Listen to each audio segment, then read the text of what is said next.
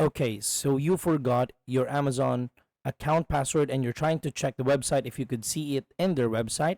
So don't worry, I'm going to be here to help you out with this problem. So the first thing that you want to check if you're logged in, if you're currently logged in the Amazon website, you simply need to search reset password. All right. And then after that, you just need to click on this one and then it will take you to their password assistance website.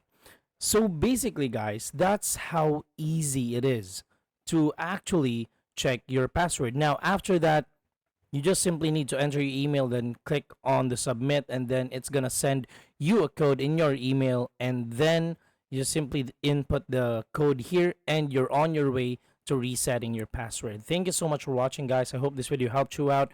Please do not forget to subscribe. This is Josh. I'm gonna see you on the next one.